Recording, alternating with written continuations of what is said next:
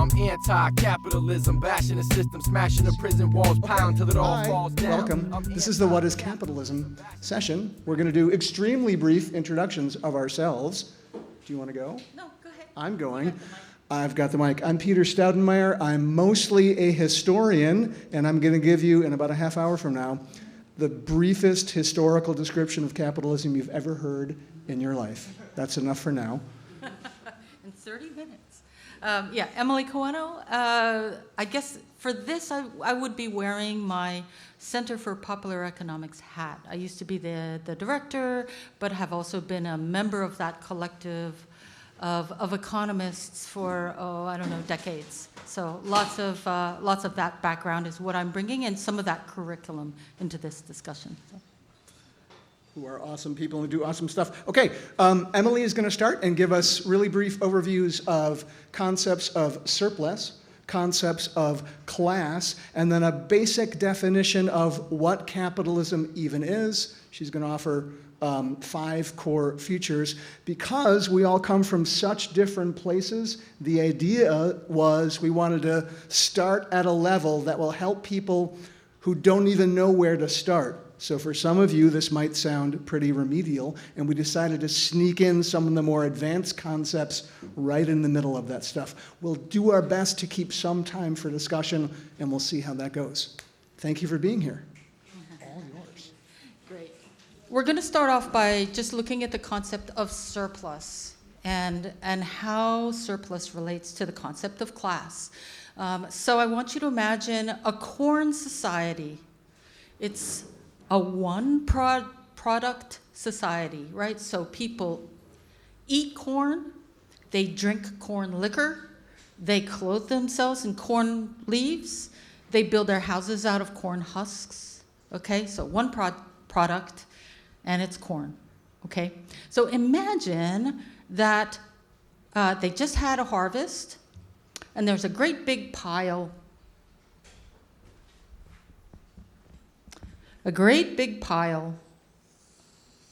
of corn.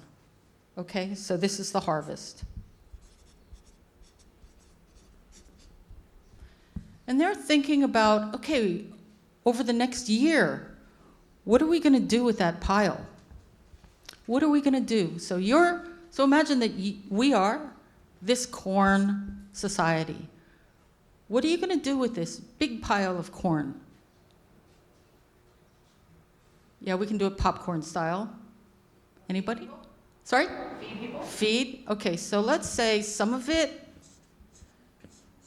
goes to, I'm going to say C for consumption.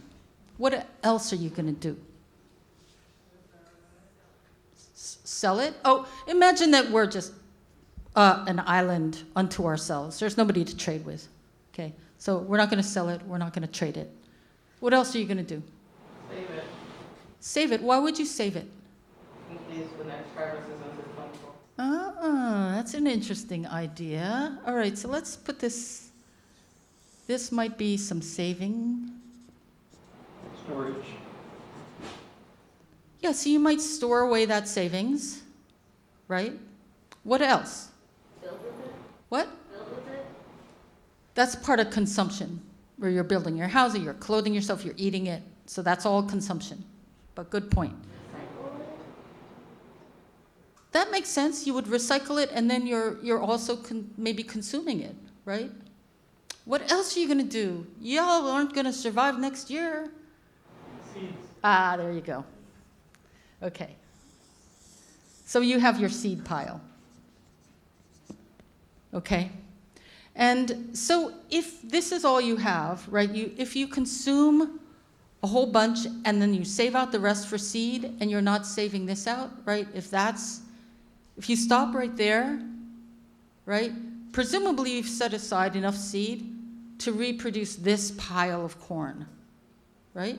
This is a steady state society. It's not growing. You're producing the same amount every year, right? But if you have this, if you have set aside some for saving or something else, right?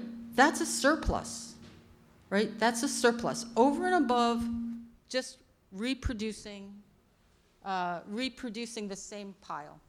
This went away, right? Did it? Maybe not. Okay, so saving is one possibility, but I'm going to call this pile overall the surplus. And there are many different things you could do with that surplus. You could save it for a rainy day. What else could you do with that surplus? Burn it. Why would you burn it? I don't know, just something you can do. It is. Maybe you have it for a festival. You want to have a bonfire and thank. Well, if it was, yes, it could. That's kind of a consumption, right? You're fueling your bonfire. What else could you do with it? You could burn it.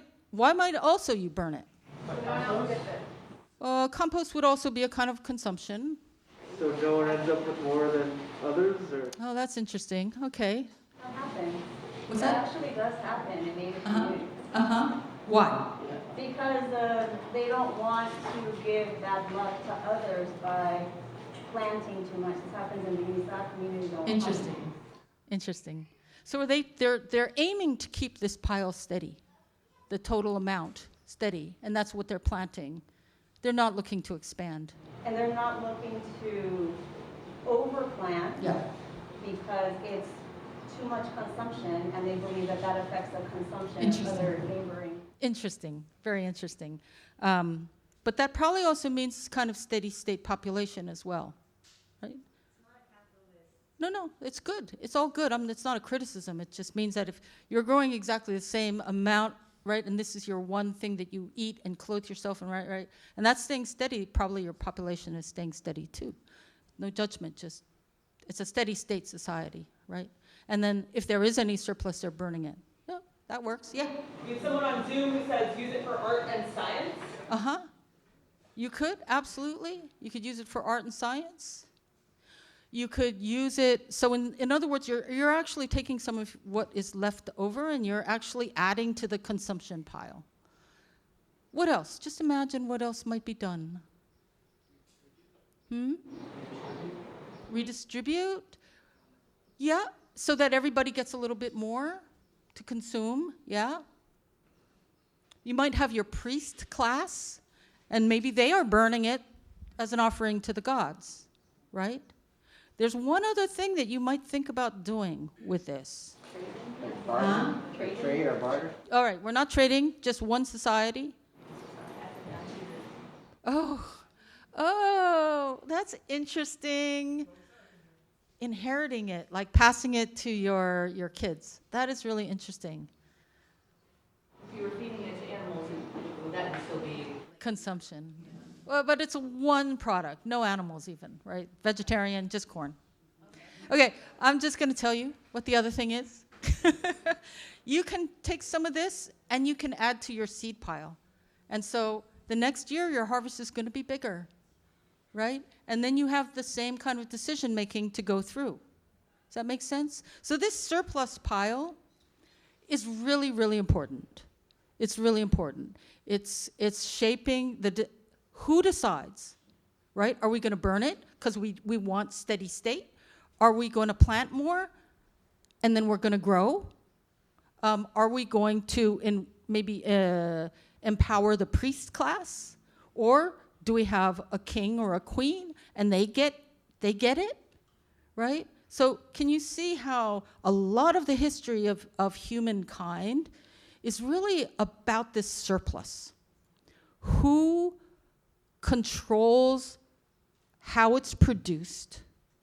Who does the work? Who gets it? How does it get distributed? Who makes that decision, right? Is that all clear? So then we can look at different modes of production. So say under feudal, let's start with feudalism. Under feudalism, what would this look like? Who does the work? Who produces the serfs do the work. Who gets to decide what happens to the serfs? The serfs get some amount, right, of what they grow to consume. There's some surplus. Where does it go? To the lords. The lords obviously decide what to do with that. Are they going to wage a war? Are they going to just have a big feast? Does it go to the priest class, right? So that's one mode of production. A different mode of production that coexists with capitalism is slavery. What does this look like there? Who does the work? Who gets the surplus? Right, and they get to decide exactly what they're going to do with that surplus. And under capitalism, who does the work? Who decides, who gets to own this and decide? The capitalists, the owners, right? So these are there's different dynamics, different modes, right? In these different kinds of economic systems and dynamics.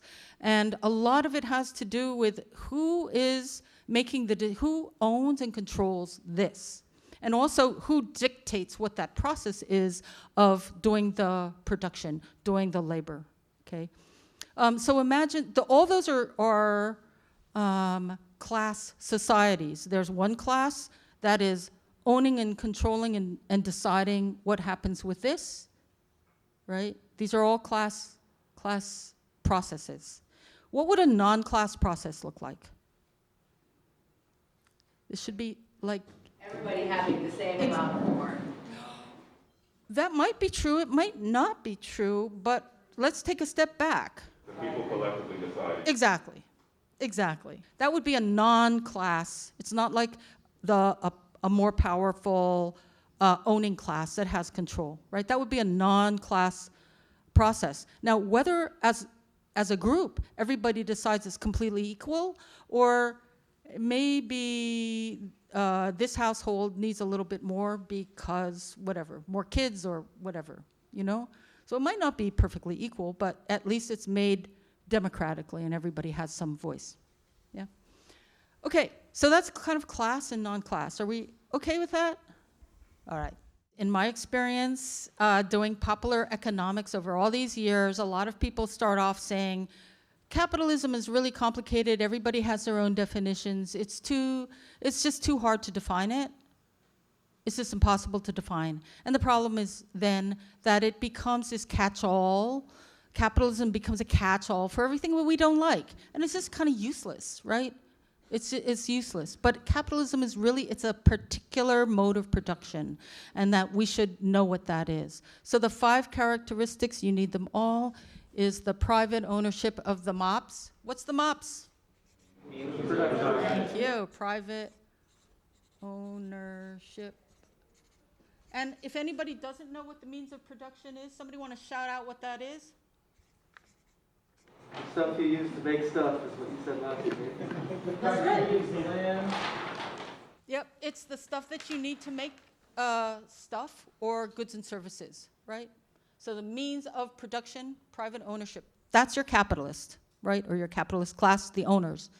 And you have wage labor. And those are your workers, right? Those are your workers. And right there, right, you have class struggle. So in capitalism, inevitably, inherently, unavoidably, you have class struggle. Even though there might be some very benevolent and good-hearted capitalists, right? The system and competition is going to drive the capitalists to try to maximize profits. Maximize profits. Maximize profits often, there are many ways to do it, but often on the backs of the workers, depressing wages, speed up, longer hours, etc., more unsafe working condition. So trying to maximize profits on the backs of the workers, and meanwhile the workers are trying to fight for a better shake, right? So there's class struggle inherently, intrinsically, unavoidably. So you're always going to have that in capitalism. The third thing is commodity production. Anybody remember what that is? Shout it out. Taking things to sell. Perfect. Yes, producing for sale, not for use. So if you grow, if you have a garden, you grow food, if you give it to your neighbor, eat it yourself, that is not commodity production. That's, you're growing it to use, not to sell. So commodity production is for sale. And then the last thing is market exchange. So all of this is mediated through the market. Supply, demand, price, okay? So those are the 5 characteristics of capitalism. This is the definition that the Center for Popular Economics has been using for over 40 years. It's pretty well stood the test of time. A lot more to say about capitalism, but this is kind of a down and dirty. Let me just wrap this up, that you need all 5 of these. One alone will not do, and I'll repeat myself that I have spoken to people who work in a worker-owned cooperative who would say, oh yeah, we're a capitalist business because we produce stuff for sale and we sell it on the market, but what they do not have is this, right? The workers are the owners, okay? I think in that case, I'm gonna talk more about the story of economics, right? And neoclassical economics, and say, like, there's nothing natural about capitalism, right? It's relatively young, a little more than 200 years old. 16, wait, yeah, maybe a little bit more. Neoclassical capitalism? Capitalism, right? Like, if you think about Industrial Revolution, it's kind of like there was a long transition from feudalism to capitalism, exactly where you're going to say one ended and one started, and maybe you can help us out with if there are actually agreed upon dates, but I would say, in any case, the point is it's pretty young. It's pretty young, right? Couple centuries, that is not old for an economic system when you match it up against even feudalism or other kinds of traditional societies, right? It's a social construction. If it is not serving our purposes, we can absolutely change it. It's doable. It is not gravity. It is not centrifugal force. It is not a natural law of motion or physics. So that's one. So economics is really a story, right? And that story has a central character. And that central character is literally economic man. So economists will talk about Homo economicus. How many people know Homo economicus? Okay, so a lot of people have heard of it. Homo economicus is a very particular fellow.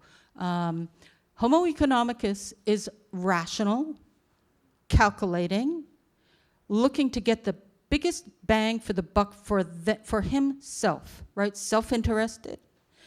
And so applying that rational thinking and that calculation to get the best deal for himself, right? This is the assumption that the capitalist economic theory rests on, right? Now think about that for just a second.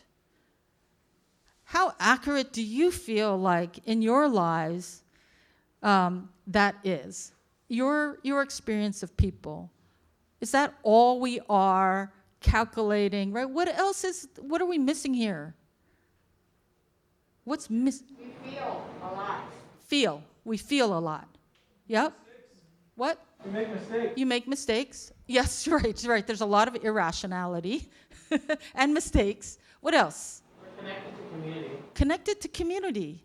It's kind of like unpredictability of our environment. Yeah, there's unpredictability. Why are you connected to community? Caring. What else? We need each other. What are those feelings? Passion? Compassion, yeah. What else did I hear? Love. There's love, right? Right, there's love, there's solidarity, there's reciprocity, right? That whole side, right, of, I mean, I don't know, I would not deny that human beings have a rational and calculating side, but to abstract completely from that whole side of love and caring and compassion and solidarity, that is a very flawed central character to your story.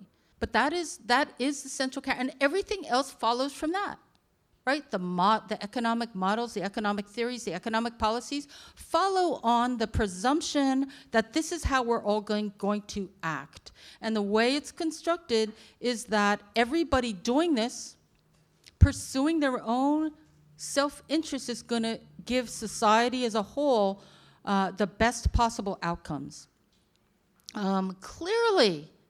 Clearly wrong, I mean, the evidence is all around us, and most people know that in their guts, even if they don't understand why.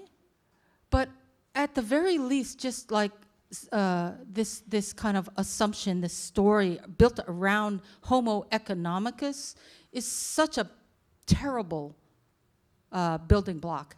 And so again, like to go back to solidarity economy, we're arguing that we really need to build an economy and a world that's focused on our full selves, not just that rational calculating side, Homo economicus, but Homo solidaricus would have both. We would recognize both, that there is some self-interest, there is some calculation, there is rationality being brought to bear, but there's also all that other stuff. There are mistakes, there's emotion, there's beautiful emotion, there's not so beautiful emotion, there's connection, all kinds of stuff, and that would give us an economic system and a world that is much more suited to human history, which, as I said last night, right, human beings absolutely could not have survived without a lot of cooperation and solidarity, right? Because we're these little vulnerable meat bags, right? We don't have fangs, we don't have shells,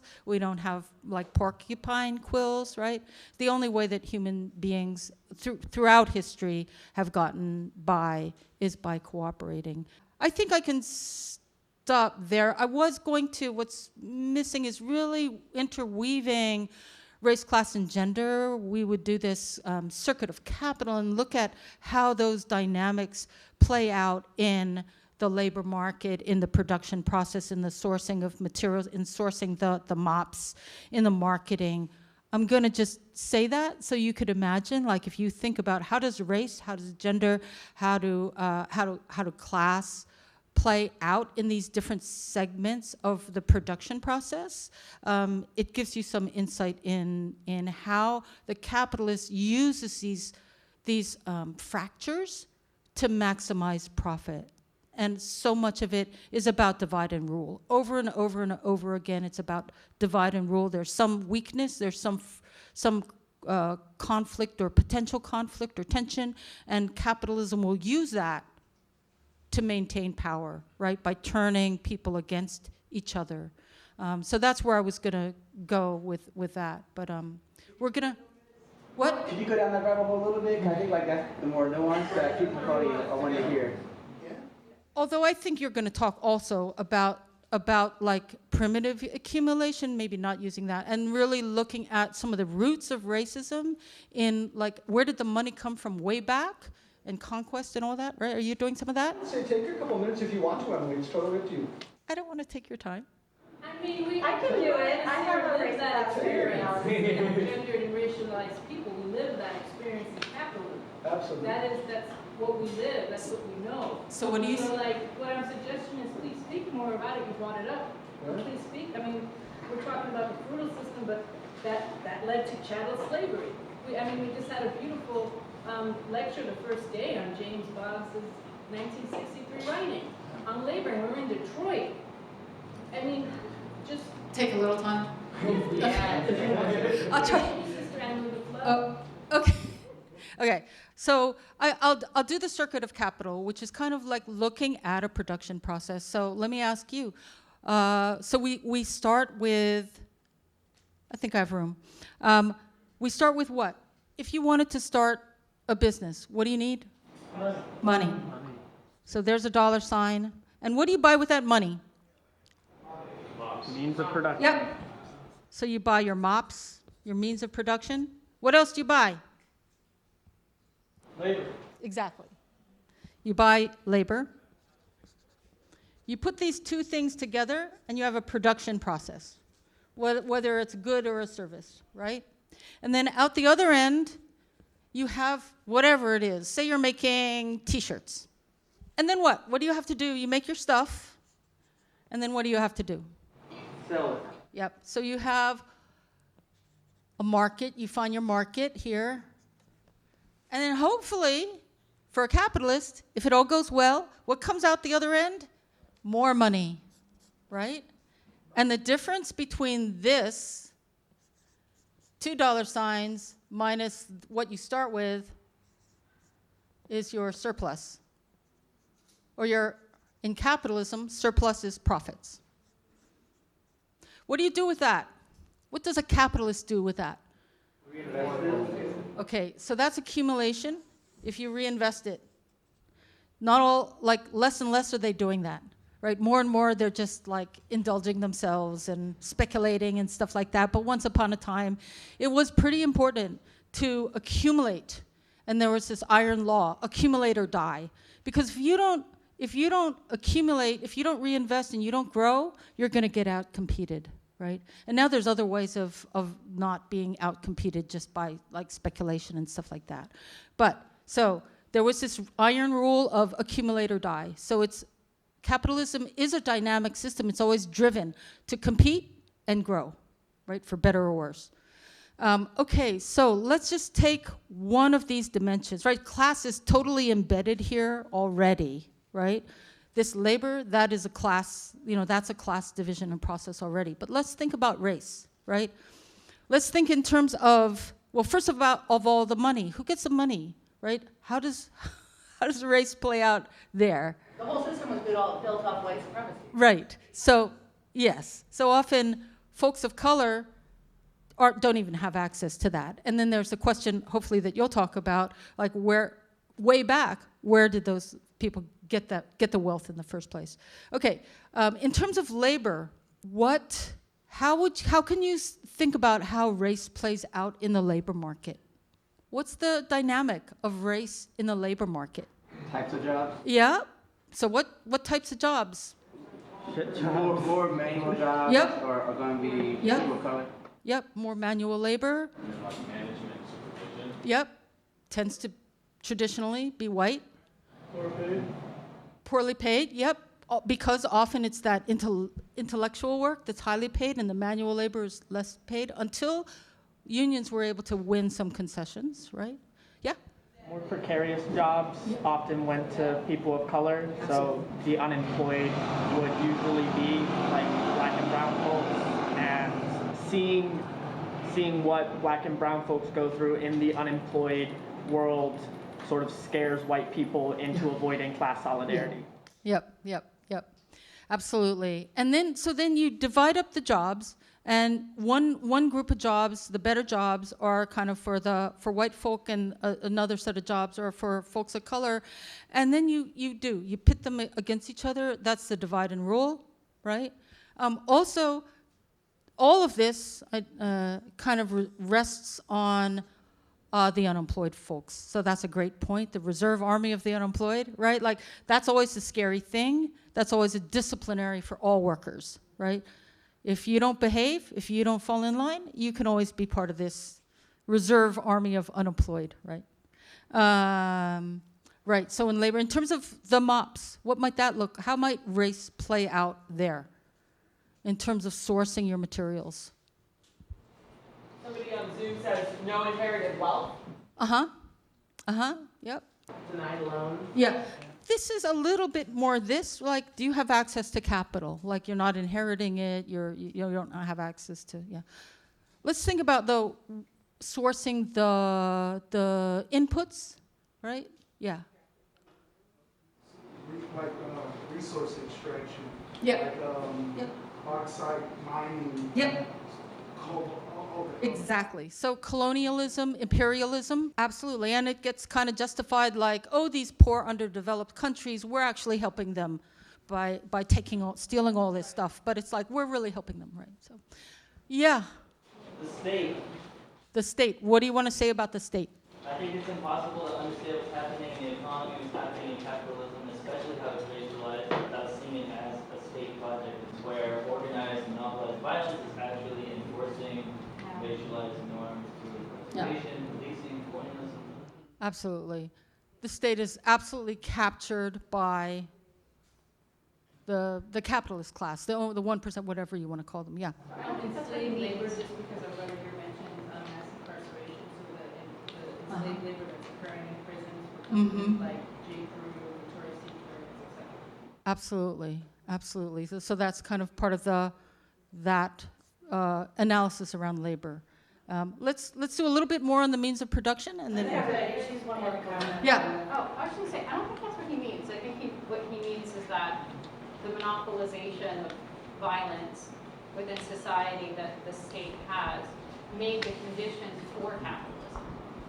That capitalism stands on the shoulders of the state, and that the kind of slavery that went into capitalism's early forms is also a product of the state and state expansion. Right. So it's not simply that capitalism has captured functions of the state, but in fact, that capitalism depends upon the state as a precondition. Yep, that makes sense. So anything else on this? This is quick, so yeah, go ahead. Where does the gendered and unpaid infrastructure of care fall in? Yeah, so that's part of like, you can pay people a little bit less if it's, the care work at home is being done for free, right, by the gendered care work. Yeah. And a lot of the dynamic that we can recognize around race is the same for gender. A lot of it is like there are particular roles for women, particular jobs for women. They tend to be less good jobs, more lowly paid, less this, that, and the other. And a lot of it is about divide and rule. Let's move on to production. What might it look like? How might race play out in production? Working conditions. And how does race play into that? Black and brown people are going to get the worst jobs, where they're going to be breathing in the coal and dying early at the Marathon refinery, charging up the coker. You're going to see people ruin their whole lives just to work. Exactly. And that's always black and brown communities. Right. Others, yeah. Yeah, with production, something that this is really focused on is the worker, the wage worker, as if they're the only ones that do any work, where actually nature does a lot of work that doesn't get compensated by capital, and Native Americans and Africans have been relegated to the realm of nature as enslaved people. And so then that's where race is key with capital, because what capital needs is the massive de-dollarization of the work of the world to be able to extract from it that surplus value. And it cannot compensate that. It's completely impossible to do that accounting. Just the paper that is written on comes from a tree. The tree does not get asked permission if it can be cut down. It does not get asked consent if it could be part of this production process, right? It's just treated as an object. That is what the history of capital with Africans and Native Americans has also been. And so that's how we can understand racialization under capital. It's necessary because it needs to devalorize work. And what we're seeing right now with the transformation of the worker out of existence is that the previously protected class of wage worker is now feeling what black and brown people have been feeling for a really long time. Because they're no longer protected, because they're no longer needed with automation increasingly. So this is a really key concept in talking about what capitalism is. We can't just focus on workers, because if we do, and we're going to focus on worker cooperatives, where's nature and where is the climate crisis, where's collapse? Like we're going to keep, where's care work, where's women? Like we're going to continue replicating capital just without the head of the box. Yep.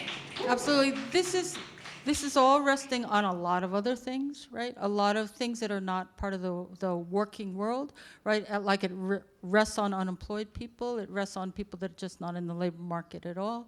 We could. So it is, always simplified, but that's a great points. Anything else in terms of production? I do want to try to move through this. Yeah. So just to clarify, so within the circuit of capital, the solidarity economy collapses labor and means of production, but otherwise keeps the whole circuit going, right? It doesn't collapse labor and means of production. It would be that, like we could do that thought experiment. What would this look like under sort of solidarity economy assumptions, right? Like who gets money, how is it used, who gets hired, how do you source your inputs, what does your production process look like? Not supporting externalities, right? Internalizing all those costs. What products are we producing for use? Are we producing for maximizing profits? That would look quite differently. You know, the marketing, some of the way that marketing plays out in terms of racial marketing, like alcohol and cigarettes, right, in communities of color, that kind of stuff. That would look quite different under solidarity economy. And then what do you do with your profits, right? Do you just grow? There's some room for debate there, but I think there's a lot of critique about growth and thinking about degrowth. So it isn't that that this would be collapse, labor and means of production. It's that like the entire assumption about this and it all resting on unemployment and extraction and ignoring this group and that group and their worldviews, right? This would all look just so different. I think I maybe misunderstood a little bit because yesterday we were emphasizing cooperative, worker-owned cooperative, but maybe there's much more to it, but I don't see how worker-owned cooperatives would deal with unemployment, would deal with maximizing profits, would deal with... I agree. production. I agree, they don't. And so one thing to avoid is to conflate worker co-ops with solidarity economy. Absolutely not the same. Worker co-ops is just one little piece, right? One little piece. And we could talk about how do we, anyway, long conversation, how do we promote livelihoods? How do we promote community production, self-sufficiency, local resilience and production, right? That would look completely different, right? So maybe we're working 5 hours a week and then engaged in community production for a certain amount, and then the rest of the time, we were just talking about this, you're doing what you love, right? Like all this gets restructured, and so there's not enough jobs, but if we could work a lot fewer hours, then there's enough jobs, right? And then maybe we shrink the jobs more and more. So it's not just worker co-ops. Please never think that, please. No, we're talking about the whole shebang, how you own land, what you do with the land, or maybe you're stewarding land, maybe you're, right? So many possibilities. But it's still... Hey, could we actually keep it moving? Because there is time. There's a time. Good point. Thank you. All right, bud. Yeah, I want to just say we could continue. You can see the logic here, right? Like, or you can see the way race is intertwined with this entire system. We could do the same for gender. And I'm going to, with your permission, I'm going to leave the rest of that to your imagination, because I really would feel like it would be very unfair to not leave Peter with time. I feel really bad about that. So it's. Thank you. We can put it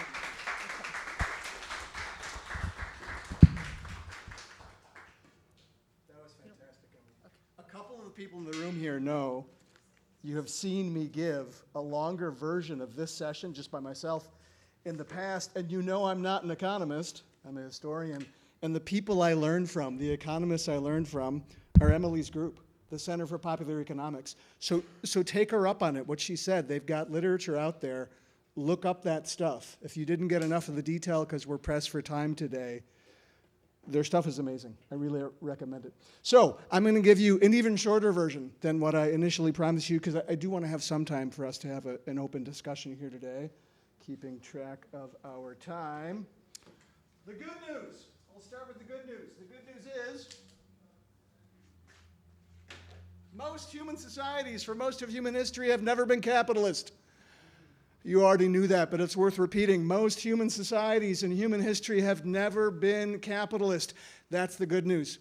The bad news is that does not mean those societies were free societies. It does not mean that they were egalitarian societies. They had their own versions of oppression. They had their own versions of exploitation. They had their own versions of injustice. But still, that historical fact tells us something important. What it tells us is that capitalism, from a historical point of view, is the exception and not the rule. And that matters. That's worth holding on to. I'll come back to that in 10 minutes or so when I get to the end of my little spiel here. Remember that capitalism is an anomaly. It is a peculiarity in human history. And it's not even that old. Emily mentioned this. We could quibble, we will quibble about the 2 centuries thing, the 3 centuries thing. There is no consensus. You asked whether, no fucking way, dude. There's no consensus at all. Historians and other scholars, people who study this stuff, are arguing fiercely to this day about the how and the where and the when did capitalism emerge. I'm not even going to try to give you a version of my answer to that. I have one, but who the hell cares what I think about it? There's not even close to a consensus on that question, but the time frame at issue is within the last 500 years. And Emily is absolutely right. That's nothing. Think about indigenous societies just in the Americas. There's a whole big wide world out there. Just in the Americas, indigenous societies that lasted for thousands of years with non-capitalist societies and did just fine until white folks came along and did other things to them. 500 years is nothing from a historian's point of view. That's the long time frame. There are some historians who would say like the last 250 years. So within the past 500 years or so, that's when historians and others think that capitalism arose. What's even more striking is that the constituent elements that go into the making of capitalism, go back and think about Emily's 5 different points that are written up right here, almost all of those things predated the existence of capitalism by a very long time. There were things like private ownership of the means of production. We'd have to think about what the means of production meant in non-capitalist societies, but yes, they were privately owned in a weird sense.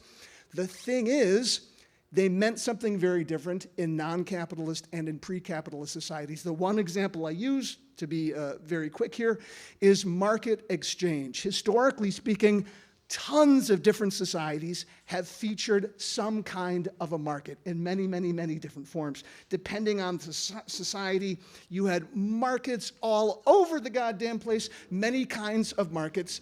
Absolutely not capitalist markets.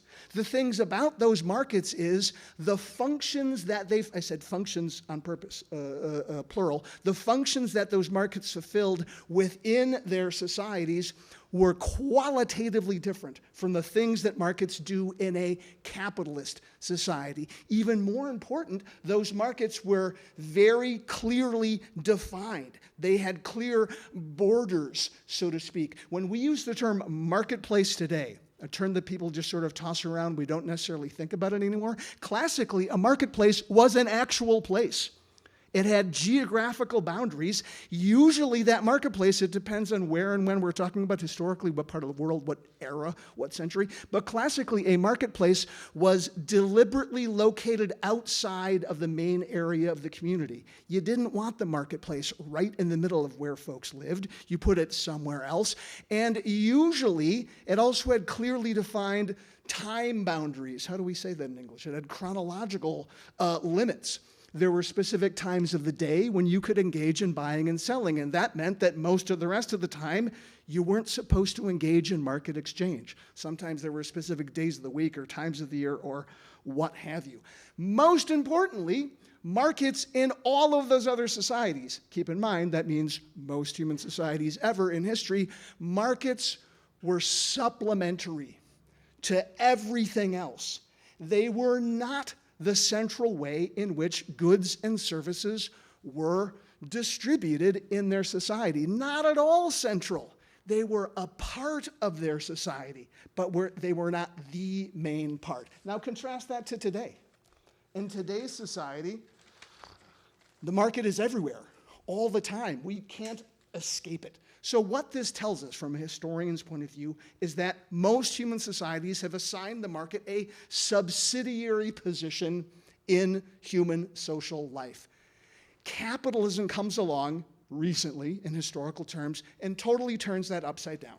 It changes that relationship between human beings and this one little itty-bitty, it sounds strange to call the market a one little bitty human economic institution, but it is. It's just one human economic institution. Some human societies never had any markets at all, and the other human societies that had them, it was just one institution, not that big a deal. Capitalism comes along and makes it absolutely central to everything that happens in the economic world, and it's always there all the time. You can't turn it off anymore. That is distinctive about capitalist societies. No other human society has ever operated like that. So keep that in mind. Okay, the last crucial point, and I want to leave a lot of time here for discussion because it's come up and we have a lot of questions and disagreements about it. The last crucial point to make is that capitalism did not get here on its own. You've all already mentioned these things. I can list them, but they've already come up. Somebody mentioned the state. We've mentioned patriarchy, the interweaving of capitalism and patriarchy, the interweaving of capitalism and the state. These things are essential to understanding the origins of capitalism as a historical phenomenon. And once again, guess what? People who study this stuff disagree radically about exactly how those things interfaced. We don't have to agree on them. Emily and I don't necessarily. We disagree on a couple of these things here. That's normal. If you ask me, the enormity of the changes that the rise of capitalism wrought in human history, and the enormity of the challenges that contemporary capitalism poses to us today, the enormity of the challenges that capitalism poses to any anti-capitalist today, to any radical critic of capitalism, that suggests to me that we're going to disagree about some of this stuff, and that makes sense. It's the kind of thing that ought to generate substantive debate. So I think it is totally reasonable that we not come to complete consensus on these issues. Perhaps most important of all, in this country, and especially for purposes of this gathering right here, is the historical entwinement of capitalism and racism. There is a reason why people use the term racial capitalism. It's not just sometimes it's a term that people just toss around, but it's a term that actually means something real. You cannot make sense of the history of capitalism without relating it to the history of colonialism and the history of other forms of racial exploitation. It's impossible. The history of capitalism disappears into thin air if you don't relate it to those other histories. The destruction of indigenous communities, the transatlantic slave trade, the dismantling of prosperous Asian economies. That's a part that doesn't always get mentioned in the US, but it's extremely important from a broader global point of view. The establishment of plantation slavery in the Americas. All of these things are integral aspects of the history of capitalism, not just in a place like the United States, but in the world as a whole. They are also the subject of ongoing debate. Once again, they're the kind of thing that a lot of radical critics of capitalism disagree strongly about. I'll just choose one example, just one to point out. Emily mentioned the notion of primitive accumulation, a very important question, a question that different versions of critiques of capitalism completely disagree about. Does it make more sense to oversimplify?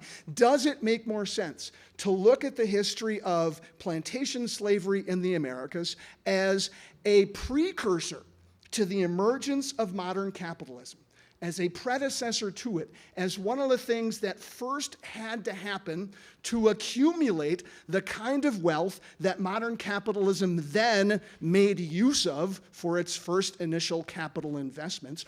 Or that could be position number one, a simpler version of position number one. Or position number two, does it make more sense to see plantation slavery as already itself a fully integrated part of modern capitalism? Now, that might sound to some of you like those historians, again, splitting hairs. I recognize that. But if you think about it, it's actually a really important question. Look what's number 2 on our list right here. Wage labor. Look what happens to our equation right here. If you think about the two possibilities that I just posed to you, if you think it through, it does something to your analysis of capitalism. Which way you come down? Do I go with option 1? Do I go with option, there's actually 13 other options I didn't mention. Do I go with option 1? Do I go with option 2? That has profound implications for how we understand even the basic building blocks of capitalism. What does that do for our understanding of wage labor? The whole point of chattel slavery is that enslaved people are not paid a wage. If they're part and parcel of modern capitalism, what happens to wage labor being, et cetera, et cetera, et cetera? These are debates that matter. They matter a lot, and they don't just matter historically. They matter for what do we do in today's struggles against racial capitalism? So I'm going to throw that out there and then go on to other things and wrap up here so we can talk about it. If there is an important question at issue here, the way I would put it is this. However we answer those questions, however we come down on those debates, I think it's crucial to keep in mind something else that Emily said before. You said it's not a law of nature? No, you said nothing natural. Thank you. I'm glad somebody was paying attention. I failed to write that down. There's nothing natural about capitalism. This is crucial. This is what historians love to harp on about. If something has a history, anything at all, capitalism has a history. If something has a history, guess what that means? It means it's not natural. It's not a natural phenomenon. I'm sure that there are evolutionary biologists who will be throwing things at me right now for saying what I just said, but that's a historian's point of view. If it has a history, if you can trace its history back, that tells us something really, really, really important. In this case, it tells us that capitalism is, in fact, not built into the structure of the universe. It's not a consequence of the laws of physics. It is not inherent in human nature, despite what various capitalist ideologues would like us to believe. That matters. Capitalism is a social construction. It is something that people made at specific points in the past. We can trace it backwards. If we made it, we can unmake it. That's what it means to say that something has a history. If we made it, we can unmake it. That's the good news. Here's the bad news. That's not going to be easy. So my parting thought to you is, despite the fact that that challenge is not going to be easy, it is worth reminding ourselves that so many of the concepts that Emily and I have used today, so many of those ideas, so many of those words and terms and the theories behind them, so many of those things are the inheritance of a long legacy of struggle. Centuries of collective action, of communal struggles against the encroachment of capitalism on communities and on ways of life, on people who tried really hard, sometimes successfully and sometimes not, for people who tried really hard to resist capitalism's growing strength. Now, the struggles that we are involved in, that you all are involved in today, those are different struggles. We're not just repeating the struggles of the past. Nonetheless, we can learn from some of those past struggles, some of that past legacy, and we can draw inspiration from them. I'm sorry that we took up more time than we meant to, but Emily and I are both really looking forward to some vigorous and lively discussion for the next 12 minutes. Can you hear me now?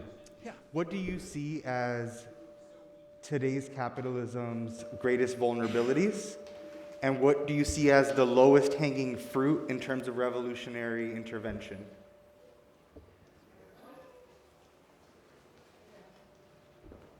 So I want to acknowledge that I have some tension asking you this question because I'm over here. Sorry, no, it's all good. But I'm just going to ask it anyways, and I won't get into why I'm asking this tension. But you had mentioned that some people consider slavery as sort of like the initial primitive accumulation. And I feel like either I read it in Walter Rodney or Cyril James, I can't remember, but they actually argued that that accumulation actually started with Europeans exploiting Europeans, and that is actually where the process of racialization started that then was just used with other populations. And my tension with that is like, I don't feel necessarily comfortable asking a white historian that, just being honest. And I also, you know, as a black man, I just have some contradictions there. But I am just curious if you have any thoughts about that, and, you know, if you want to expound upon it. Yeah, I just wanted to ask a question around about thinking about capital, like money as a form of power, and how capital is just used, like, to me, all these things, private ownership, this artificial scarcity, it's all about power, control, mastery. That's all it is. So I just wanted to see what y'all thoughts on that would be. So, yeah.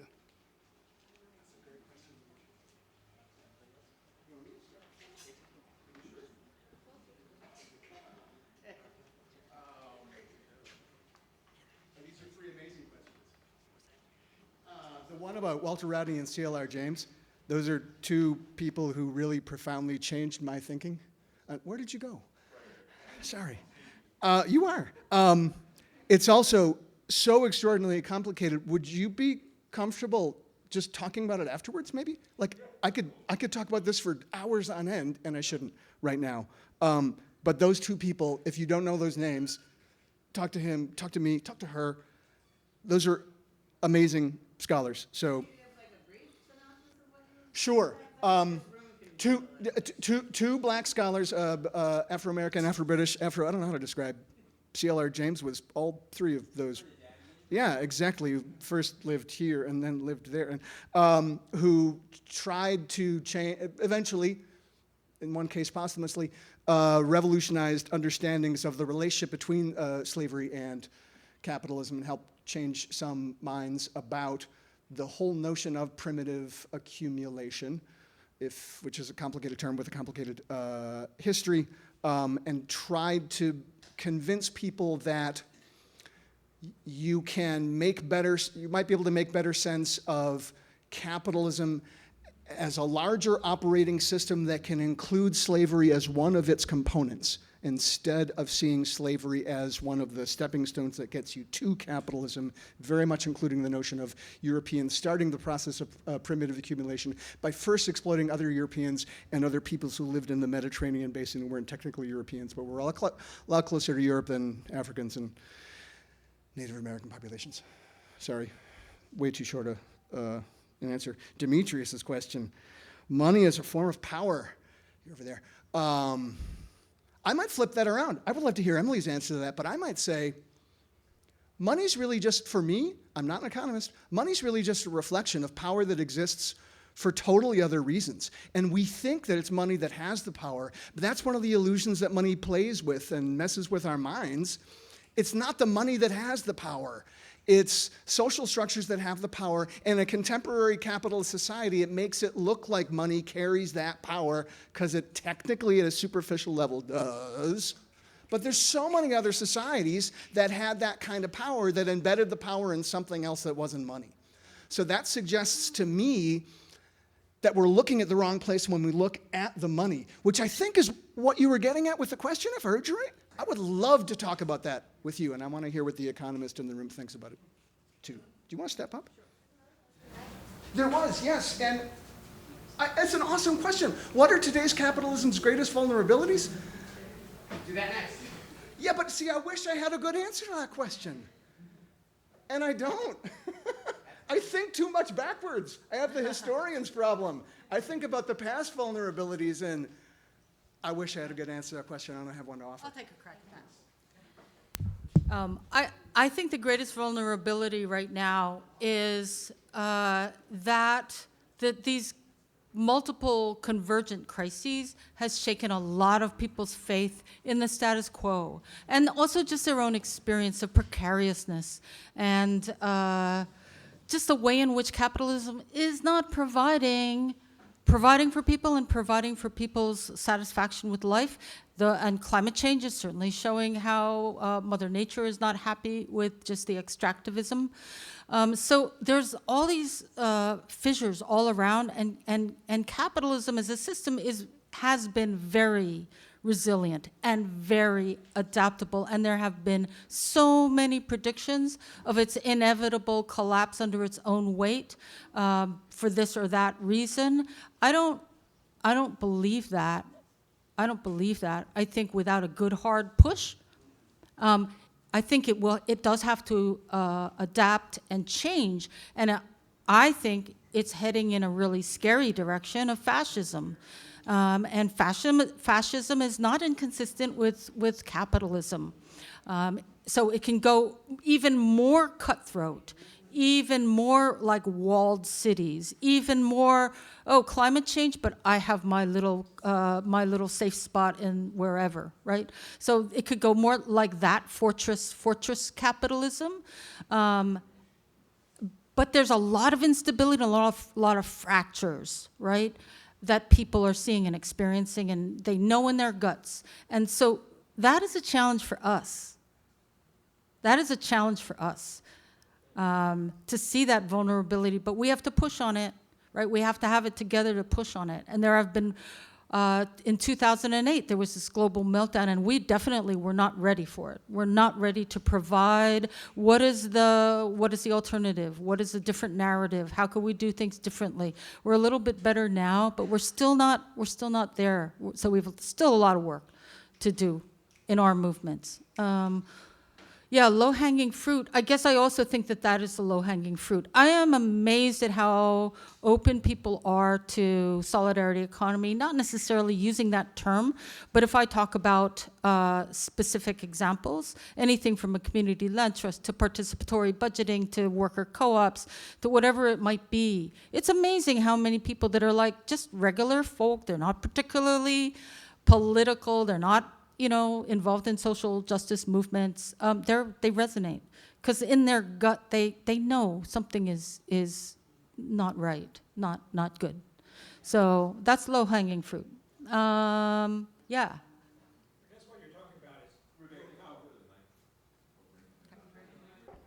I guess what you're talking about is dual power. We have to create a dual power system outside of the system of capitalism in order to survive the coming collapse. And it'll depend on how fast it happens and how fast we have to react to it. But it's a sort of a dialectic happening there. I would say that where solidarity economy is now, right, it is that prefigurative. It is building within the shell of the old, right, and trying to grow that until we become much more like the dominant. I don't think elements of capitalism are ever going to go away, just like non-capitalist practices have always been around and persist, right? But we're not dominant, right? So like flipping that is what we're trying to do, and it's not necessarily building outside, but building within capitalism, non-capitalist prefigurative practices. Right, so that's the work that's going on now. And it's not only just work, it's what exists, it's the reality, right? There are lots of things that are not capitalist, right? And then there are some things that are captured by the that are captured and are used to support capitalism, but they aren't that's not necessarily the case. So there's a struggle over that. Like the state can be one of those sites of contest. The second question, I do not have, but the capital, I would disagree a little bit. I do think capital gives you the power to do many things, right? With that capital, you can buy things, you can buy land, you can build, right? You can build stuff, you can obviously buy influence. So I'm not sure, what quite the difference is. I do see, accumulating capital is a source of tremendous power, absolutely. And I would argue that solidarity economy, like our movements, our social movements for a long time have been in the resist mode. Like let's identify how we can fight for justice, better policies, maybe get better candidates in there, et cetera, make demands, get our demands met, right? It's pretty often it is asking or pushing or fighting for somebody like the state or city hall or something to do something to alleviate problems. That's one way of building power, and it's very important. Don't get me wrong, I'm not slighting that. But another way to build power is by engaging in those institutions and those practices. So if you own land and you own businesses and you own some of those pieces of the economy, it gives you power. Right? So a good example is the Dudley Street Neighborhood Initiative, which I assume a lot of people know, in Boston, right? It's a community land trust. They were able to leverage eminent domain to get a whole tract of blocks, multiple blocks, in a very poor black neighborhood in Boston. They formed this community land trust, and now they always have a seat at the table, always. They have a lot of power because they own, right? They own this land. They own these buildings, right? And yeah, so it's another way of building power, not just resistance, but also the build. So we talk a lot about these two sides really needing each other. The resist and the build need to be working together. Okay, I'll stop there. You know, isn't it true that it's government fiat that gives currency its power? I didn't hear you mention that.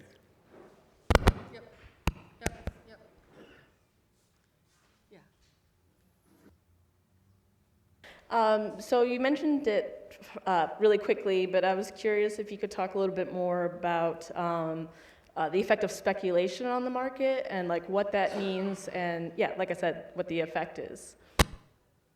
I think that is both a really important topic and also way overhyped and way less important than people want us to think it is. I think of speculation as something that is utterly normal in a capitalist economy, happens all the time, and is about the 147th most important thing to understand about capitalism. Maybe the 740, just not that important when it happens in its normal ways.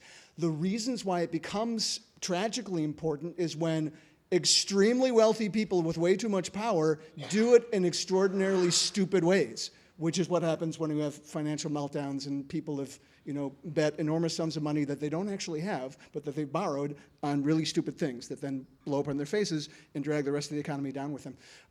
That's when we start thinking about speculation and forget that it happens all the goddamn time. It's built into a capitalist economy that often depends on making hunches about the future, borrowing money that you don't actually have, doing credit transactions, et cetera, et cetera, et cetera.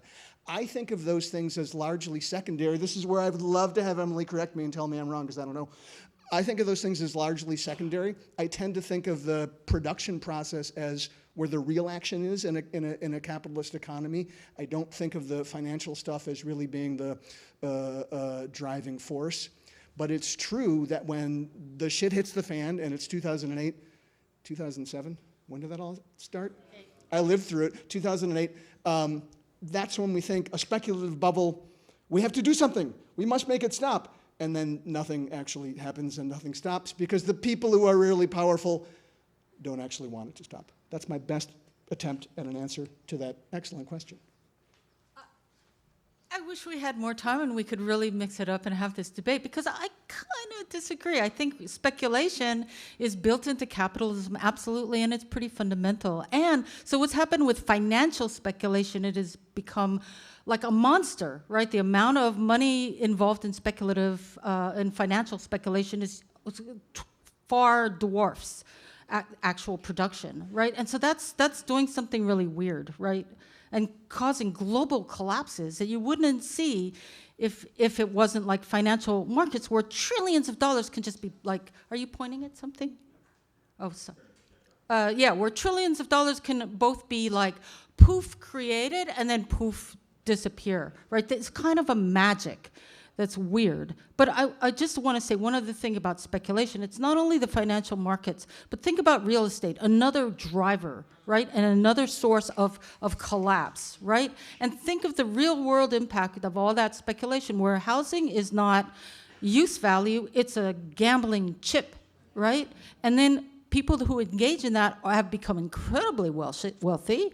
And meanwhile, there's the land prices, housing prices go crazy, people can't live, people get displaced, homelessness, houselessness, et cetera. So in the real world, right, aside from the speculation and financial markets, like that's one area that everybody is seeing the impact of. No matter where you're living, you're seeing that speculation of people buying and flipping and buying and flipping. And in Detroit, you're gonna see, I know it's happening already.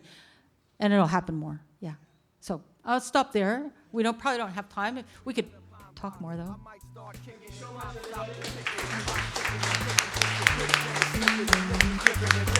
Hip hop, I'm tickering, dip dive. Check it as we socialize the means of production. Capitalism and its enforcers who force us to working in the course. They jerk us in a never-ending roundabout circle, but we found them out. Read between the lines if you